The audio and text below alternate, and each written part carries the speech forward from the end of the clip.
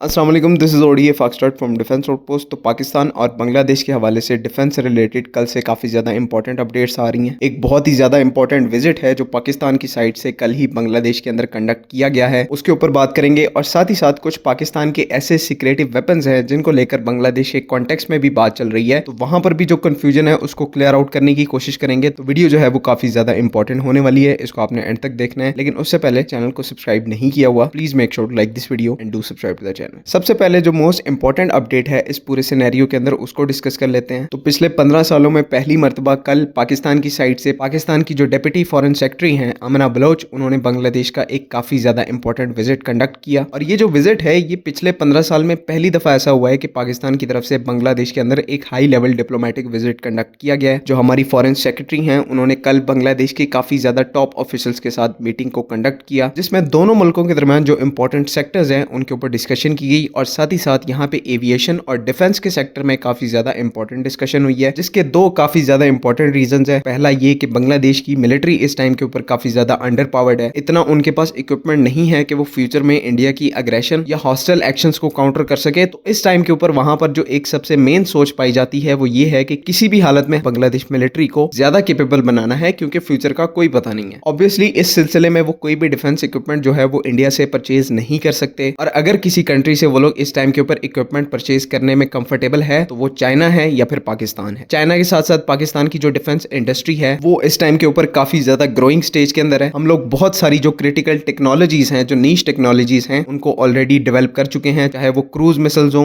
Anti ship missiles हो, multi launch rocket systems हो या फिर हेल कैटेगरी के केपेबल यूएवीज हो। पहले पाकिस्तान इन तमाम इक्विपमेंट को इंपोर्ट करता रहा है, लेकिन अब क्योंकि इस टाइम के ऊपर हम इस टेक्नोलॉजी को मास्टर कर चुके हैं तो इसी इक्विपमेंट को हम इस टाइम के ऊपर मल्टीपल कंट्रीज को एक्सपोर्ट कर रहे हैं। और अगर इन दो पॉइंट्स की समरी पेश करूं तो बांग्लादेश को इस टाइम के ऊपर वेपन्स चाहिए और पाकिस्तान को अपने वेपन्स सेल करने हैं। दोनों ही कंट्रीज की आपस में एक हिस्ट्री रही है, दोनों कंट्रीज के दरमियान जो एक दोस्ताना ताल्लुकात हैं वो इस टाइम के ऊपर प्रॉपर एस्टेब्लिश हो चुके हैं, जिसकी वजह से बांग्लादेशी साइड से पाकिस्तानी वेपन्स को एक्सप्लोर करने के लिए इंटरेस्ट शोकेस किया जा रहा है। और इसी के रिस्पॉन्स में पाकिस्तान की साइड से जो हमारे मल्टीपल इंडिजिनस वेपन सिस्टम्स हैं उनको बांग्लादेश को ऑफर किया जाएगा, जिनमें जो सबसे इंपॉर्टेंट वेपन सिस्टम है वो ऑब्वियसली JF-17 ब्लॉक 3 है। उसके बाद जो हमारे शापर सीरीज के ड्रोन्स हैं वो आ जाते हैं, साथ ही साथ फतह सीरीज के मल्टी लॉन्च रॉकेट सिस्टम्स आ जाते हैं, और हमारे इस तरह के जितने भी इंडिजिनस वेपन सिस्टम्स हैं, अरबा एंटी शिप मिसाइल हो गया, तो इन तमाम को पाकिस्तान की साइड से अब फॉर्मली बांग्लादेश को ऑफर किया जाएगा। जिससे रिलेटेड कुछ जो इंपॉर्टेंट मामलात हैं वो कल की डिप्लोमेटिक मीटिंग के अंदर तय पा गए हैं, और कुछ का डिसीजन तब लिया जाएगा जब हमारे जो डेप्यूटी प्राइम मिनिस्टर हैं वो बांग्लादेश का विजिट करेंगे, तो वहां पर उनके साथ हमारा पाकिस्तान मिलिट्री का एक डेलीगेशन मौजूद होगा। तो मेन चीजें जो है वो उस टाइम के ऊपर डिसाइड होंगी, और ये जो पर्टिकुलर विजिट है ये भी अगले 1 से 1.5 महीने के अंदर कंडक्ट किया जा सकता है। अब बात यहां तक तो ठीक है, लेकिन कुछ दिनों से सोशल मीडिया के ऊपर एक काफी ज्यादा इंटरेस्टिंग और अजीब सी डिबेट चल रही है, जिसमें इस टाइम के ऊपर ये चीज कही जा रही है कि पाकिस्तान अपने जो मोस्ट एक्सक्लूसिव वेपन सिस्टम्स हैं, जैसे कि Nasr missile system, Babur cruise missile और शाहीन सीरीज के जो मिसाइल्स हैं, उनको भी इस टाइम के ऊपर बांग्लादेश को एक्सपोर्ट करने का ख्वाहिशमंद है। और जो हमारी बैलिस्टिक मिसाइल टेक्नोलॉजी है जिसको हमने ओवर द ईयर्स डेवलप किया है, उसको भी साथ में बांग्लादेश को ट्रांसफर करने का कहीं ना कहीं जिक्र सोशल मीडिया के ऊपर चल रहा है। कुछ लोग जो है इस चीज को क्लेम कर रहे हैं, और बड़ी जो तादाद है पाकिस्तान और बांग्लादेश के लोगों की वो इस चीज के हक में है कि ऐसा होना चाहिए। पाकिस्तान के जो कॉन्फिडेंशियल वेपन सिस्टम्स हैं उनको बांग्लादेश को हमें सप्लाई करना चाहिए। देखिए, इस पूरे सिनेरियो के अंदर 1 से 2 बातें आपको समझना काफी ज्यादा जरूरी है। वो ये है कि ये जो पर्टिकुलर हमारे वेपन सिस्टम्स हैं, जिनमें Nasr missile system, Babur cruise missile, Shaheen series के मिसाइल्स और अबाबिल मिसाइल्स आते हैं, ये एक और कैटेगरी के वेपन सिस्टम्स हैं, जिसकी जो सबसे मेन वजह है कि ये जो पर्टिकुलर वेपन सिस्टम्स हैं ये डायरेक्टली हमारी नेशनल सिक्योरिटी के साथ लिंक है, और हमारी जो मिलिट्री है उन्होंने इन वेपन सिस्टम्स के ऊपर एक किस्म का एक्सपोर्ट बैन आयद किया हुआ है। मतलब कि हम इन सिस्टम्स को किसी भी दूसरी कंट्री को एक्सपोर्ट नहीं कर सकते। इसी वजह से आपने देखा होगा कि कभी भी पाकिस्तान की तरफ से कोई भी इंटरनेशनल डिफेंस एग्जीबिशन के अंदर पार्टिसिपेट किया जाता है तो वहां पे हमने कभी भी Nasr missile system, Babur cruise missile या फिर शाहीन सीरीज के मिसाइल सिस्टम्स को डिस्प्ले नहीं किया, ना ही उनको मार्केट किया है। सिंपली उसकी रीजन ये है कि हम इन मिसाइल सिस्टम्स को या फिर वेपन सिस्टम्स को एक्सपोर्ट नहीं कर सकते, और इनको अगर पाकिस्तान के अंदर ऑपरेट भी किया जाता है तो इन वेपन सिस्टम्स के लिए हमने अपनी मिलिट्री के अंदर एक बिल्कुल अलग से फोर्स बनाई हुई है, जिसको SPD के नाम से जाना जाता है, स्ट्रेटेजिक प्लान्स डिवीजन। और अगर इसको शॉर्ट अल्फाज में बयान करूं तो ये पाकिस्तान की न्यूक्लियर फोर्स के तौर पर काम करती है, और सिर्फ यही एक ऐसी डिवीजन है जिसको हमारे नसर मिसाइल सिस्टम जैसे वेपन्स जो हैं, एक्सक्लूसिव वेपन्स और सीक्रेटिव वेपन्स भी आप इनको कह सकते हैं, इसी SPD रेजिमेंट को इस्तेमाल करने की इजाजत है और यही ऑपरेट कर सकते हैं। बाकी पाकिस्तान पाकिस्तान की मिलिट्री के अंदर कोई भी ब्रांच ऐसी नहीं है जिनको हमने इवन अलाउ किया हो कि ये नसर या फिर शाहीन सीरीज के जो मिसाइल्स हैं या फिर वेपन सिस्टम्स हैं उनको ऑपरेट कर सकें। तो इन पर्टिकुलर सिस्टम्स को लेकर पाकिस्तान काफी ज्यादा सीक्रेटिव है, और जो भी इस टाइम के ऊपर सोशल मीडिया के अंदर बातें चल रही हैं कि हम ऐसे सिस्टम्स को बांग्लादेश को एक्सपोर्ट कर सकते हैं या फिर इनसे related even transfer of technology भी कर सकते हैं, तो ये सारी बिल्कुल खबरें फेक हैं। ऐसा बिल्कुल भी कुछ भी नहीं होने वाला। ये पर्टिकुलर आर्म्स सिर्फ पाकिस्तान और उसके लोगों के डिफेंस के लिए हैं और ये ऐसे ही चलते रहेंगे। बाकी जो हमारे दूसरे कन्वेंशनल वेपन सिस्टम्स हैं जिनको हम लोग मार्केट करते हैं उनको ऑब्वियसली हमने बांग्लादेश को ऑफर किया हुआ है और करना है, तो उनसे रिलेटेड जो भी कोई इंपॉर्टेंट अपडेट होगी फ्यूचर में हम आपके साथ जरूर शेयर करेंगे। लेकिन अभी के लिए बस इतना ही। अगर इससे रिलेटेड कोई भी क्वेश्चन है तो काइंडली कमेंट्स में जरूर पूछें। बाकी अगली वीडियो तक के लिए अल्लाह हाफिज।